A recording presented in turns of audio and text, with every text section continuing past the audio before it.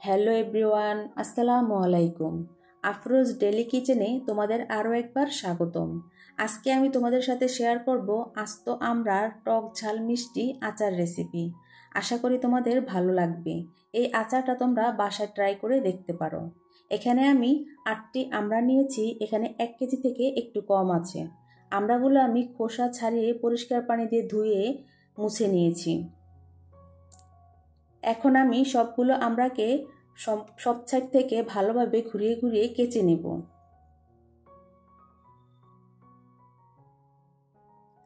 আমি কিভাবে আমড়াগুলো কেচে নিয়েছি সেটাই তোমাদের সাথে শেয়ার করছি। এভাবে আমড়া কেচে নিলে আমড়ার ভিতরে মশলা সুন্দরভাবে ঢুকে। সবগুলো আমড়া কেচা হয়ে গিয়েছে। এখন আমি এখানে দিয়ে দেব 1 চামচ লবণ, 1 চামচ হলুদ গুঁড়া, 1 চামচ মরিচ গুঁড়া।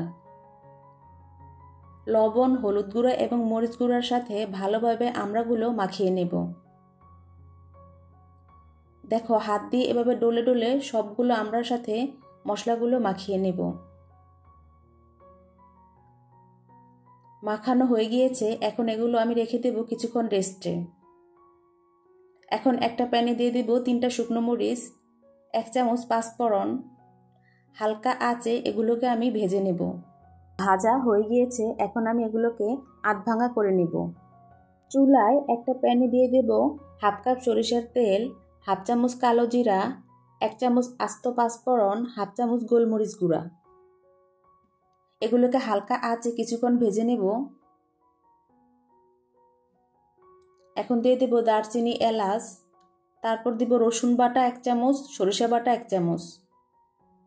সম্পূর্ণ মশলাগুলোকে হালকা আঁচে আবারও কিছুক্ষণ ভেজে নেব।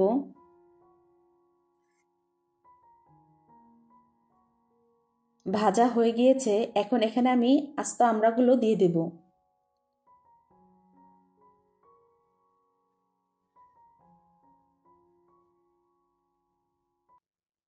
দিয়ে দেব 1/2 কাপ চিনি।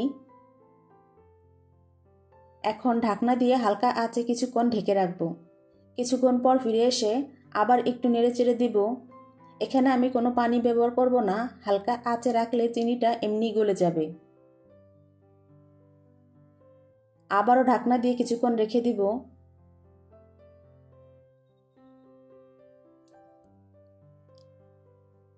এখন আমি সবগুলো আমড়াকে উল্টে দেব।